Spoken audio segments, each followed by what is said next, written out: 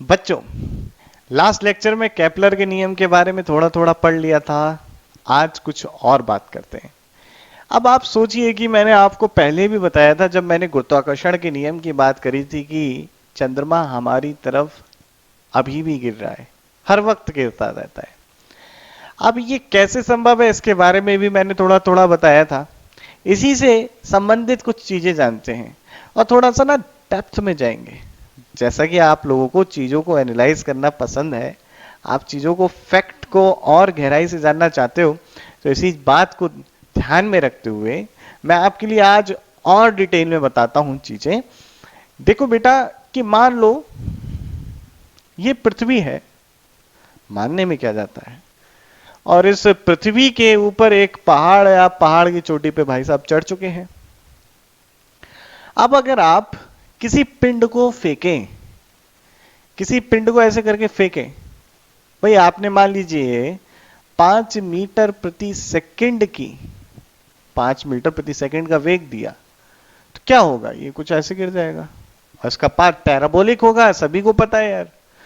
मान लीजिए आपने थोड़ा और दिया, थोड़ा और आगे जाके गिरेगा। ठीक है, अब मान लेते हैं कुछ इस तरीके से पाथ रहा, ये कुछ इस तरीके से जाके गिरा। ठीक, बात सही है। इस गोले को पूरा कर लेते हैं, अपनी पृथ्वी को पूरा गोला बना लिया। अब आगे की बात सुनो कि आपने बहुत ज्यादा वेलोसिटी दी तो ये क्या होगा, कुछ इस तरीके से आएगा और यहां जाके गिर गया। अब मान लो बहुत ही ज्यादा दे दी, एक मतलब बहुत ज्यादा से मतलब ऐसा नहीं अनंत से ही भेज दिया, तो ऐसी परिस्थिति होगी कि ये हमेशा गिरता रहेगा, हमेशा गिरता रहेगा, यानी कि एक वृत्ताकार पथ पर ये गति करने लगेगा और हमेशा इसके चारों तरफ चक्कर लगाता रहेगा, जैसा कि चांद लगा रहा है पृथ्वी के चारों ओर चक्कर। उसी तरीके से बच्चों ये भी लगाता रहेगा, कुछ इस तरीके से वृत्ताकार पथ पर ये चलता रहेगा। ठीक है, अब कैसे पता, थोड़ा सा ध्यान से सोचिएगा। होता क्या है कि ये जो मान लेते हैं पृथ्वी को, अभी थोड़ा सा ऐसे दिखाया मैंने, अब यहां पर आप ध्यान से देखें तो आपने ये मान लीजिए 1 मीटर की ऊंचाई से फेंका। ठीक है, अब 1 मीटर की ऊंचाई से फेंका, या हम कहें कि किसी पर्टिकुलर ऊंचाई से फेंका, तो 1 सेकंड में ये कितना गिरेगा, ध्यान से सोचना। 1 सेकंड में ये कितना नीचे गिरेगा। केवल हम किस दिशा में वेग दे रहे हैं, हम क्षैतिज दिशा में बच्चों वेग दे रहे हैं। तो भाई 1 सेकंड में अभी क्षैतिज दिशा में तो कोई वो नहीं है, किसी हाइट से फेंका तो क्षैतिज दिशा में मतलब ऊर्ध्व दिशा में तो कोई वेग नहीं है, सारा वेग तो क्षैतिज दिशा में, तो 1/2 10 गुणा t², 1 सेकंड में 5 मीटर नीचे गिर रहा है। अगर मैं इसे 5 मीटर की हाइट से छोड़ रहा हूं तो 1 सेकंड बाद ये नीचे गिर जाएगा। अगर मैं अपना और वेग बढ़ा लूं तो फिर से ये। अब ध्यान से देखो कि अगर मान लो, अगर इस बात को ध्यान से समझना, ये पृथ्वी की, ये इस तरीके से आपकी पृथ्वी है और ये 5 मीटर की हाइट है। अगर मैं इतना वेग दूं, ये 5 मीटर की हाइट ये रही, ये है, ठीक है। अब मैंने कुछ वेग दिया, कुछ इस तरीके से दिया वेग कि 5 मीटर बाद, 5 मीटर बाद ये जो है फिर से इसका जो वेग है, ध्यान से समझना, 5 मीटर बाद इसका वेग पुनः पृथ्वी के कर्वेचर के यानी कि वक्र के स्पर्शीय हो जाए तो ये कभी गिरेगा ही नहीं। बात समझे ध्यान से, कैसा हो जाए, पृथ्वी के कर्वेचर के यानी कि वक्रीय पथ के स्पर्शरेखीय हो जाए, 5 मीटर बाद ऐसा हो जाए तो ये कभी गिरेगा ही नहीं नीचे, बस हमेशा चक्कर लगाता रहेगा पृथ्वी के चारों तरफ। तो ऐसा होता है। अब वो वेग कितना है कि जिससे हम फेंके, इसको जानेंगे और थोड़ा सा। अब देखो, अपना चांद जो है पृथ्वी के चारों ओर चक्कर लगाता रहता है, इसलिए हम उसे उपग्रह भी बोलते हैं, जिसे इंग्लिश में हम सैटेलाइट बोलते हैं। तो उपग्रह के बारे में आज जानेंगे, किस तरीके से कृत्रिम उपग्रहों को ऊपर भेजा जाता है और क्या क्या किया जाता है, ये सारी चीज आज के लेक्चर में डिटेल में जानेंगे। तो पहले मैं बोर्ड क्लीन कर देता हूं और आगे की बात करता हूं। तो बच्चों, उपग्रह आपके 2 प्रकार के होते हैं। पहला प्राकृतिक उपग्रह होता है, दूसरा आपका कृत्रिम उपग्रह यानी कि natural satellite and artificial satellite. अब नेचुरल जो भाई प्रकृति में अपने आप स्वतः बना है, जैसे कि चंद्रमा, और कृत्रिम जो मानव निर्मित है, हमने बनाया और आसमान में छोड़ दिया कम्युनिकेशन पर्पस के लिए, भाई संचार, सूचना संचार प्रसारण हेतु। और हमने क्या किया, अब भाई हमें देखना है कि मौसम क्या रहेगा, कब ओले गिरेंगे, बारिश होगी या धूप तेज रहेगी, उसके लिए हमने सैटेलाइट छोड़ दिए। तो सैटेलाइट की वजह से ही आज आप मेरे से ऑनलाइन पढ़ पा रहे हो। बहुत सारे उपयोग हैं ये सैटेलाइट के। तो ये किसकी वजह से हो पा रहे हैं? ये सारे के सारे आपके आर्टिफिशियल सैटेलाइट। तो देखते हैं बच्चों की कैसे सैटेलाइट छोड़ा जाता है। क्या करते हैं कि भाई ये पृथ्वी है, पृथ्वी की सतह से हम ऊपर की तरफ वेग देते हैं। अब मान लीजिए हमें इस पर्टिकुलर इतनी ऊंचाई पे हमें अपने सैटेलाइट को रखना है, मान लेते हैं पृथ्वी की सतह से ये h हाइट तक रखना है हमें सैटेलाइट। फिर इसको इतनी वेलोसिटी दी जाती है कि ये एक इसके चारों तरफ सर्कुलर पाथ पे चलने लगे और हमेशा इसकी ओर गिरे, पर हमेशा इसकी वेलोसिटी जो है पृथ्वी के कर्वेचर के समांतर रहे, यानी कि पृथ्वी के वक्रीय पृष्ठ के समांतर रहे, स्पर्शीय रहे। ठीक है, ये एक इस तरीके से किया जाता है काम। ठीक, अब बात ये आती है कि भाई अगर ऐसा है तो इसका कितना वेग रहेगा, कितनी ऊंचाई पे, क्या ऊंचाई के साथ परिवर्तित हो रहा है या नहीं हो रहा है, ये बात जानना चाहते हैं। अगर ये है तो भाई आपके वृत्ताकार पथ पे चल रहा है तो इसका कुछ आवर्तकाल होगा, उसके बारे में जानना चाहते हैं। और सैटेलाइट कितने तरीके के हैं, किन किन उपयोगों के लिए काम में आते हैं, उनके उपयोग किस तरीके से हम करते हैं, ये सारी बात जानेंगे। तो सबसे पहले बात करते हैं कि वेलोसिटी कितनी होगी।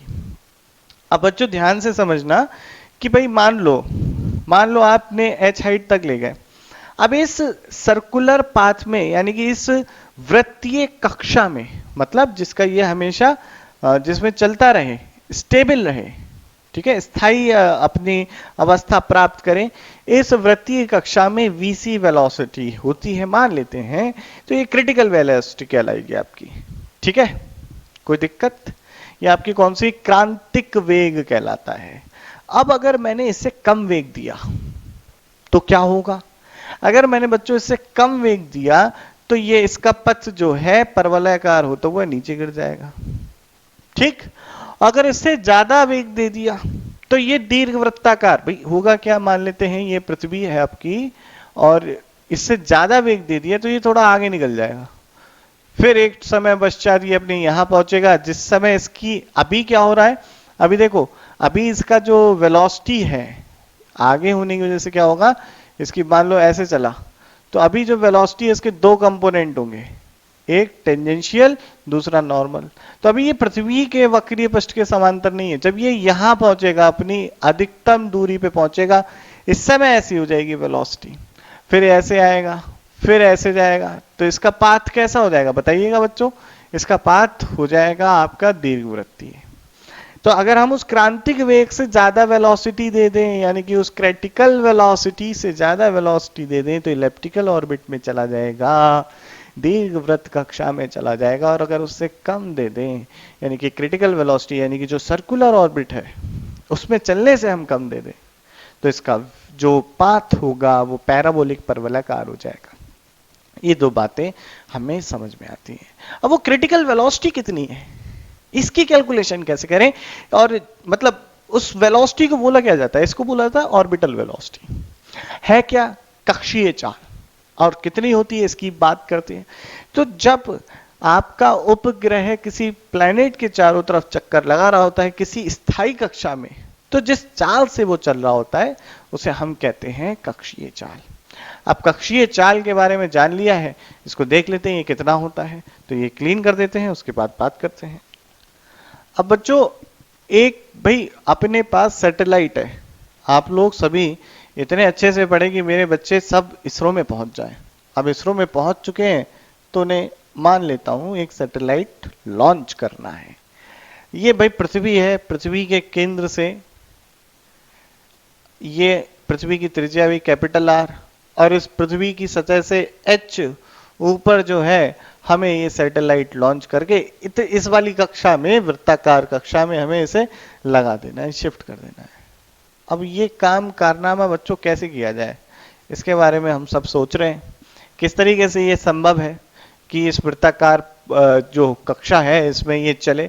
तो भाई इतनी हाइट तक हम रॉकेट से ले गए, ठीक है, इतनी हाइट तक हम रॉकेट से ले गए और ले जाते ही यहां पे हमें हॉरिजॉन्टल वेलोसिटी देनी है। अब वो कितनी देनी है, तो भाई क्या हो, जब ये एक समान इस वृत्तीय पथ पर चल रहा होगा, मान लेते हैं भाई सैटेलाइट का, पहले ये भी मान लेते हैं कि द्रव्यमान m है, और पहले दो चार कुछ चीजें देख लेते हैं, और इसकी वेलोसिटी vc है, या v कह देते हैं, v सिंपल v वेलोसिटी है। और ये टोटल अगर दूरी की बात करूं भाई, तो टोटल दूरी को मैं r कह रहा हूं, स्मॉल r, जो कि बराबर होती है capital R plus small h के। कोई दिक्कत की बात नहीं है बच्चों। अब अगर इस वृत्तीय पथ पर चल रहा है तो कुछ चाहिए भाई, बार बार ये बात कही जाती है कि अगर वृत्ताकार पथ पे चलना है तो कुछ चाहिए, एक बल चाहिए। कौन सा बल, कौन सा बल? हाँ जी, ये बल है आपका अभिकेंद्र बल चाहिए। अब अभिकेंद्र बल कौन देगा? गुरुत्वाकर्षण का बल। तो वो गुरुत्वीय बल जो है आपका, वो हमारे को दे रहा होगा आवश्यक अभिकेंद्र यानी कि सेंट्रीपिटल फोर्स। तो ये F बराबर होगा G capital M small m, और इसकी पृथ्वी के केंद्र से दूरी that is small r, small r के बराबर स्क्वायर, है ना। और ये बराबर किसके होगा आपका m v square by small r।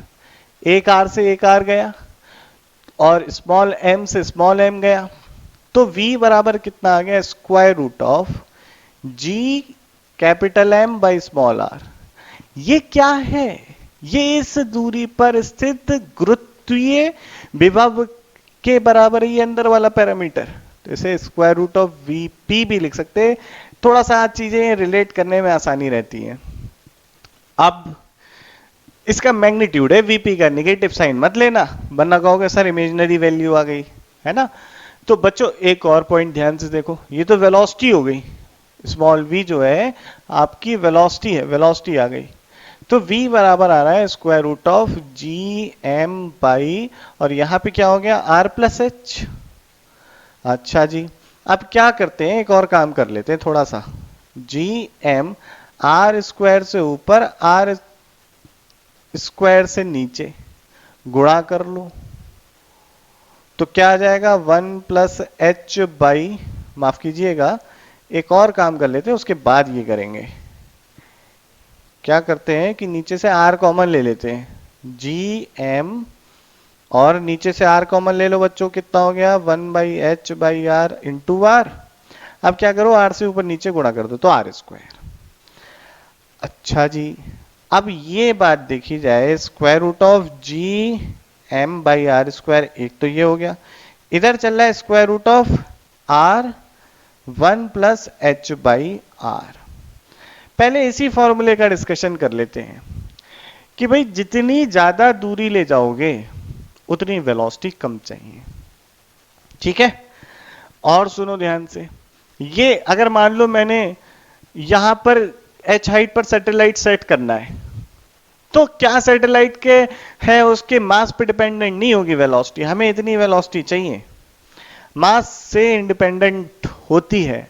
मतलब अगर कुछ सैटेलाइट किसी ऑर्बिट के अंदर चल रहे हैं तो सभी की वेलोसिटी सेम होगी, ठीक है। एक पर्टिकुलर एक दी हुई कक्षा है अपने पास, इसी कक्षा में सारे सैटेलाइट चल रहे हैं, मान लेते हैं 4-5 सैटेलाइट है इसी कक्षा, सबकी वेलोसिटी सेम होगी, ऐसा नहीं है एक की ज्यादा दूसरे की कम, सब सेम वेलोसिटी से चलेंगे, तभी उसी ऑर्बिट में उसी कक्षा में स्टेबल हो पाएंगे, अदरवाइज नहीं हो पाएंगे। एक बात ये समझ में आई। दूसरी बात, ये वेलोसिटी डिपेंड करती है कैपिटल एम, किस प्लेनेट के चारों तरफ चक्कर लगाना है। मान लो आप ब्रह्मांड में चले गए, एक एस्टेरॉइड पे बैठे हुए हैं, गोल आपका है गोला, उस पे बैठे, अब उस पे अगर आपको करना है तो आप हो सकता है एस्टेरॉइड अगर बहुत छोटा है, उसका मास कम है, तो ऐसा हो सकता है कि आप ही उतनी वेलोसिटी दे दें कि वो उसके चारों तरफ चक्कर लगाने लगे। तो ये वेलोसिटी जो है, ऑर्बिटल वेलोसिटी जो है, किस ग्रह के चारों तरफ चक्कर लगाना है उसके मास पे भी निर्भर करती है, ठीक है। जितनी हाइट बढ़ाओगे उतनी कम होती जाएगी, जितनी हाइट कम होगी उतनी ज्यादा होती जाएगी। अब यहां पर हम देख रहे हैं कि आगे क्या मॉडिफिकेशन पॉसिबल है। अब इस चीज को देख लो बच्चों, ये क्या है, ये क्या है, जी कैपिटल एम बाई आर। अगर पृथ्वी की बात करूं तो पृथ्वी पर ये हो जाता है गुरुत्वीय त्वरण का मान स्मॉल जी।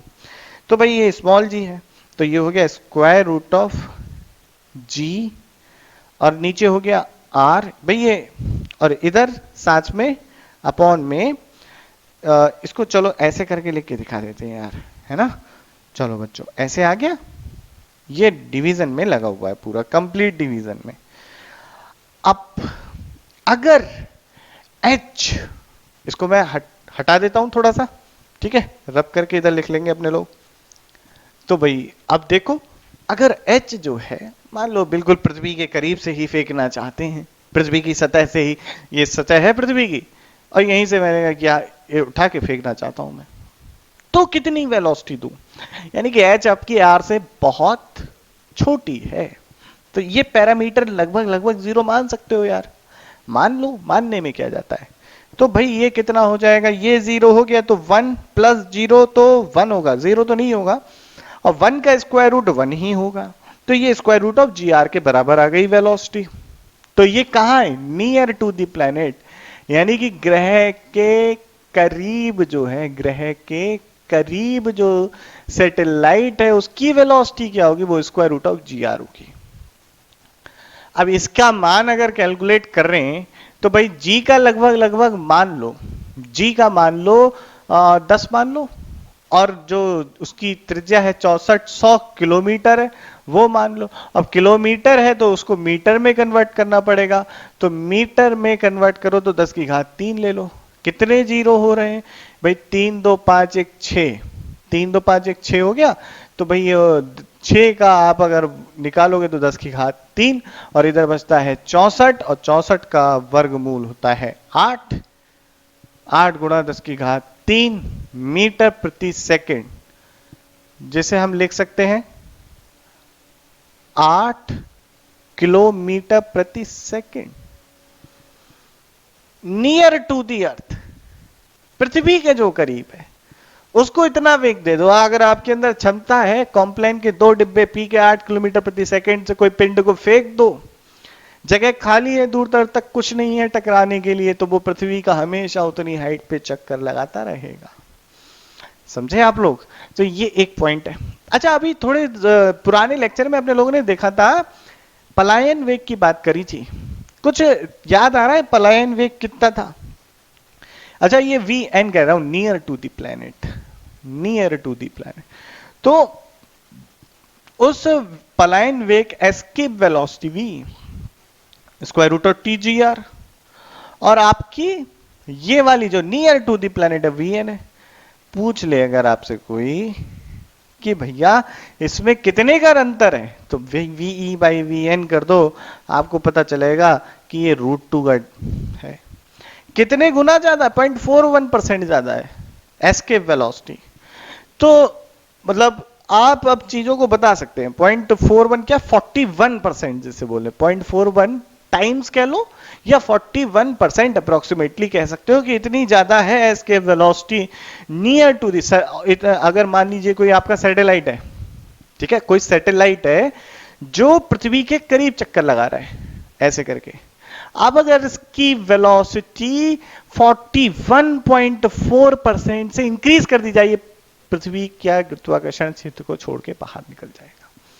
तो ये एक पॉइंट है इंपॉर्टेंट जो हमने सीखा। ठीक है बच्चों, अब इसको नोट कर लीजिए।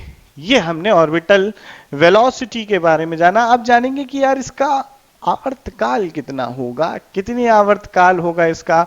अगर h हाइट पर एक हमारा उपग्रह है जो सर्कुलर पाथ पे चल रहा है, तो उसका आवर्तकाल क्या होगा, इसे नोट करें, फिर देखते हैं। अब बच्चों देखना चाहते हैं कि अगर आपकी पृथ्वी के केंद्र से r दूरी पर कोई सैटेलाइट है, उपग्रह है, ये उपग्रह चारों तरफ उसके घूम रहा है पृथ्वी के अपने, तो इसका किसी एक टाइम बाद वापस अपनी पोजीशन पे आ रहा होगा ना, जैसे हम कहते हैं आवर्तकाल। ये आवर्तकाल कैसे निकालें, थोड़ा सा सोचो, कोई तरीका आपके दिमाग में आ रहा है कि आवर्तकाल कैसे निकाला जा सकता है? प्रॉब्लम अपने सामने ये है कि भाई ये पृथ्वी है, नहीं पृथ्वी प्रॉब्लम नहीं है, पृथ्वी पे रह रहे लोग प्रॉब्लम है वास्तव में तो, लेकिन खैर अभी फिजिक्स की प्रॉब्लम पे आ जाते हैं। ये सर्कुलर ऑर्बिट है, वृत्तीय एक आपकी कक्षा है। इस कक्षा में जो सैटेलाइट है, जो कि v वेलोसिटी जो अभी हमने कैलकुलेट करी थी, square root of g capital M by small r ये दूरी है, और जो कि स्मॉल r बराबर किसके है, capital R radius of earth और h सरफेस से हाइट। तो ये जो आपकी है ना, ये कितने टाइम बाद इसी P पॉइंट पे वापस आ जाएगा, कैसे कैलकुलेट करें इस चीज को? तो यार टाइम, अच्छा सबसे पहले ये इतने टाइम में डिस्टेंस कितनी कवर कर रहा है? तो डिस्टेंस तो इस वृत्त की परिधि means circumference of this circle, जो कि हो गई 2 पाई स्मॉल r, इसे इक्वेशन 1 कह दिया। और वेलोसिटी कितनी है, square root of g capital M by small r। अब आप याद रखें कि भाई डिस्टेंस यानी कि दूरी बराबर चाल गुणा समय। आपको देखना है समय, तो समय बराबर हो गया दूरी बटे चाल। दूरी है 2 पाई r और चाल है square root of g capital M by small r। ये ऊपर चला जाएगा तो देखो क्या बन रहा है यहां पर, 2 pi r square root of r, नीचे स्क्वायर रूट ऑफ gm। इसे और आसानी से करें तो ये हो जाएगा 2 पाई r की घात 1/2 स्क्वायर रूट ऑफ gm। यहां लिख लेते हैं बाकी चीजों को। तो टाइम पीरियड बच्चों आ रहा है 2 पाई, गुणा में घातें जुड़ जाती हैं, तो 1 + 1/2 3/2 हो गया, r 3/2 square root of gm। अगर मैं दोनों तरफ वर्ग कर दूं, अभी नहीं करते, चलो थोड़ा सा और देख लेते हैं। अब बच्चे ये r बराबर है किसके, ये स्मॉल r बराबर किसके, कैपिटल R प्लस h के। ये भी कर लेते हैं काम। तो ये बराबर हो जाएगा 2 पाई r प्लस h की power 3/2 square root of gm, इसके बराबर हो जाएगा। कैपिटल R को कॉमन ले लो बेटा, तो ये हो जाएगा 2 पाई और यहां हो जाएगा r की घात 3/2 और अंदर हो जाएगा 1 + h/r की घात 3/2 और नीचे हो जाएगा स्क्वायर रूट ऑफ gm। इतनी सारी चीजें बच्चों आप लोगों को क्लियर हैं? ध्यान से देख लीजिए, कहीं कोई समस्या हो बताइए। अब आगे देखें। सबसे पहले तो बच्चों एक चीज मैं आपको यहीं से दिखा देता हूं, आगे फिर बढ़ते जाएंगे। इस चीज से देखिएगा, अगर इस इक्वेशन में मैं इधर ले जाऊं, इसको इतने पोर्शन को यहां ले जा रहा हूं, इस इक्वेशन को देखो, दोनों तरफ वर्क कर दो, मार कर देखो, गिर गया प्रोजेक्टाइल से। तो अगर वर्ग कर दूं बेटा तो ये हो जाएगा टी स्क्वायर और समथिंग समथिंग आएगा, और यहां भाई वर्ग करोगे तो गुणा 2 में आएगा। तो देखने को मिल रहा है T square is proportional to r cube. ये पॉइंट केपलर वाला यहां पर भी फॉलो हो रहा है। तो केपलर का थर्ड लॉ ग्रह उपग्रह दोनों के लिए लग सकता है, ठीक है। अब यहां पर देखते हैं ये यहां पे क्या हो रहा है। तो इसको मैं, इस इक्वेशन को अगर मैं फिर से देखूं तो भाई ये t हो जाएगा और ये 2 पाई है, और इसको हम लिख सकते हैं square root of r cube और इधर आ जाएगा स्क्वायर रूट ऑफ gm, ठीक है। अब इस r क्यूब और इधर आ जा रहा है आपका 1 + h/r की पावर 3/2, यही आ रहा है। और देखो तो 2 पाई, इस r क्यूब में से मैंने क्या करा, r स्क्वायर अंदर ले गया, तो ऊपर एक स्क्वायर रूट ऑफ r बचा और नीचे r स्क्वायर को ले गया, तो ये gm/r स्क्वायर हो गया, है ना। और ये 1 + h/r की पावर 3/2 हो गई। ये टाइम पीरियड हो गया। ये क्या चीज है, ये पैरामीटर क्या है बच्चों, ध्यान से सोचो। ये आपका स्मॉल g है, तो इसको ऐसे लिख सकते हैं, ध्यान से देखिएगा बच्चों। कोई भी मिस्टेक नहीं करिएगा, ध्यान से समझिएगा। ये t लिखा जा सकता है 2 pi square root of r by G 1 plus H by R की पावर 3/2। अब अगर कोई सैटेलाइट पृथ्वी के नियर है, नियर टू दी अर्थ है, तो उसकी जो टाइम पीरियड होगा, भाई यहाँ पे h हम मान लेते हैं भाई बहुत छोटा है, तो h बाई आर बिल्कुल 0 के बराबर हो गया। और अगर h बाई आर 0 के बराबर हो गया तो 2 pi square root of r by g आ जाएगा। ठीक है, वैल्यू कितनी होती है इसकी? वैल्यू नियर टू दी जो अर्थ होता है उसका टाइम पीरियड आता है 84.6 मिनट। इतना आ रहा है भाई, 1 घंटे 24 मिनट के आसपास का समय हो गया, तो आपका इतना आता है। ये कोई दिक्कत की बात तो नहीं। तो यानी कि इतने समय में 84.6 घंटे में ये अपने पूरे पृथ्वी का चक्कर लगा देगा। Near to the earth satellite की बात हो रही है। और बाकी अगर एच हाइट पे है तो उसके लिए ये फॉर्मूला यूज कर सकते हैं, ये वाला। ठीक, तो ये सारी बातें यहाँ पे मैंने स्पष्ट कर दी। इससे पहले टी इंटू रो स्क्वायर एक आपका यूनिवर्सल कांस्टेंट रहता है उस सैटेलाइट के लिए जो पृथ्वी के समीप है, चाहे वो सन वाला हो चाहे पृथ्वी के समीप वाला हो, क्योंकि भाई केपलर का नियम तो आपके ग्रह के लिए भी वही है और उपग्रह के लिए भी वही है। तो ये दोनों बातें क्लियर हो गई। अब हम देखेंगे कि जब कोई सैटेलाइट जो है किसी अपनी कक्षा में चल रहा है, यानी कि उपग्रह अपनी कक्षीय चाल में है या ग्रह अपनी कक्षा में चल रहा है, दोनों में से कोई भी है, तो उसके ऊपर उसके पास कुल कितनी ऊर्जा है उपस्थित। अगर ये पॉजिटिव आती है, नेगेटिव आती है और नेगेटिव आती है, इस बात का मतलब क्या है? दोनों बातें देखेंगे, इसे नोट करें। बच्चे ऊर्जा से पहले ये जान लेते हैं कि अगर मान लो मैं एक ऐसा सैटेलाइट चाहता हूं कि मैं चाहता हूं कि यार जितनी देर में पृथ्वी अपना पूरी धुरी पे घूमती है उतनी ही देर में वो अपना एक चक्कर पूरा लगाए, या मैं चाहता हूं कि किसी दिए हुए समय में, मैं चाहता हूं कि किसी दिए हुए समय का आवर्तकाल हो किसी आपके सैटेलाइट का या उपग्रह का।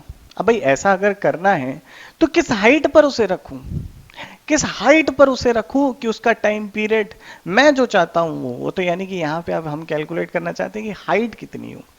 मान लो मैं चाहता हूं कि भाई 4 घंटे मैं चाहता हूं इसका आवर्तकाल रहे, तो कितनी हाइट पे सैटेलाइट को मतलब उसकी कक्षा होनी चाहिए, उस कक्षा की पृथ्वी की सतह से कितनी दूरी होनी चाहिए, ये हम जानना चाहते हैं। तो इसी की कैलकुलेशन करते हैं। टाइम पीरियड से ही निकलेगी, बहुत आसान है। तो देखो अभी थोड़ी देर पहले लास्ट लेक्चर में अपने लोगों ने देखा भी था कि t इज इक्वल टू आया था 2 पाई। अब ये r जो था ना, स्मॉल r, ये r प्लस एच का क्यूब और यहां हो गया gm। थोड़े से चेंजेस कर लेते हैं। चेंजेस क्या क्या कर सकते हैं? देखो ये लिख लिया 2 पाई और ऊपर आर स्क्वायर से नीचे भी आर स्क्वायर से गुणा कर दो, तो क्या हो जाना है यहाँ पर? Square root of R plus H cube R square G M, ये हो गया। इस आर स्क्वायर को नीचे ले आओगे तो इसको इस तरीके से लिख सकते हैं, देखो टी बराबर 2 pi R plus H cube R square और नीचे आ गया जीएम बाई आर स्क्वायर। वाह रे वाह, समझ में आते हैं बच्चे? ये क्या चीज है बता सकते हो? यहाँ पे अच्छा आर स्क्वायर आएगा, ये क्या चीज है? ये तो स्मॉल जी है सर, इतनी देर पहले भी पढ़ा है, क्या ही है इसमें। तो बेटा ये देखो आर प्लस एच का क्यूब और ये हो गया आर स्क्वायर स्मॉल जी। ठीक है, अब और चीजों को समझते हैं। मुझे चाहिए क्या है? एच चाहिए, तो दोनों तरफ क्या करना पड़ेगा? स्क्वायर करना पड़ेगा। तो टी स्क्वायर बराबर हो गया 4 पाई का स्क्वायर आर प्लस एच का क्यूब और नीचे हो गया आर स्क्वायर इंटू जी। जितने चीजें नहीं चाहिए उन सबको एक तरफ भेज दो, तो हो जाएगा R square G T square 4 pi square हो गया आर प्लस एच का क्यूब। आप पावर 1/3 कर लो दोनों तरफ, तो हो जाएगा R square G T square 4 pi square की घात 1/3 माइनस का एच माइनस का आर बराबर एच हो गया। इतनी हाइट होगी जिसका टाइम पीरियड ये है। अगर टी टाइम पीरियड मुझे दे रखा है तो कितनी पृथ्वी की सतह से दूरी होगा उसकी गणना ये है। अब इसकी गणना की क्या आवश्यकता है, कहाँ इस्तेमाल करेंगे, सारी चीजें जानेंगे, पहले से नोट कर लीजिए। फिर कुछ और पैरामीटर भी हैं, उनको देखते हैं। अब बच्चों एक और चीज देख लेते हैं। भाई ग्रह का आवर्तकाल जान लिया, हाइट जान ली, एंगुलर मोमेंटम भी तो देख सकते हो। अच्छा क्या लगता है, angular momentum small M V R है, तो केवल क्या ग्रह के द्रव्यमान पर या फिर उपग्रह के ही द्रव्यमान पर निर्भर करेगा? किसके द्रव्यमान पर निर्भर करेगा, थोड़ा सा देख लेते हैं। एक छोटा सा क्वेश्चन यहां से बन सकता है, क्योंकि तो भाई एंगुलर मोमेंटम है एल एम वी आर, यही होता है एंगुलर मोमेंटम। वेलोसिटी हमने अभी क्या पढ़ी थी, v is equal to square root of G capital M by small R. जिस ग्रह के चारों तरफ, या जिस, जैसे कि अगर मैं उपग्रह की बात करूं तो किसी ग्रह के चारों तरफ चक्कर लगा रहा है ना उपग्रह, तो वहां पर हम इसका इस्तेमाल करेंगे भाई। और m क्या है, ग्रह का, जिस ग्रह के चारों तरफ, मान लीजिए ये ग्रह है, इसके चारों तरफ सर्कुलर ऑर्बिट में कोई उपग्रह चल रहा है, तो ये प्लैनेट है और ये सैटेलाइट है। तो यहां पर अगर मैं रख दूं तो L is equal to M square root of G capital M by small R into small R. So L is equal to m square root of g m square root of r आ गया यहां पर। अब बेटे आप देखें कि angular momentum केवल planet के ऊपर डिपेंडेंट नहीं है, ना ही केवल सैटेलाइट के मास के ऊपर डिपेंडेंट है, इन दोनों के प्रोडक्ट के ऊपर डिपेंडेंट है। ठीक, तो ये एक इंपॉर्टेंट कंक्लूजन है, इसे नोट करें। यहां पर एंगुलर मोमेंटम हमने ऑर्बिटल एंगुलर मोमेंटम की बात करी है, स्पिन वाले की नहीं। ऑर्बिटल मतलब जब ये अपनी ऑर्बिट में घूमने की वजह से जो इसके पास एंगुलर मोमेंटम है उसकी बातचीत करिए, तो इसे नोट करें बच्चों। बाकी फिर नेक्स्ट लेक्चर में अपने लोग यार ना, नेक्स्ट लेक्चर में एनर्जी के बारे में पढ़ेंगे, जो थोड़ी देर पहले मैं बात कर रहा था कि एनर्जी कितनी होती है, टोटल एनर्जी और क्या क्या है, ये नेक्स्ट लेक्चर में देखेंगे, इसे नोट करें। बाकी बात नेक्स्ट लेक्चर में। जय हिंद।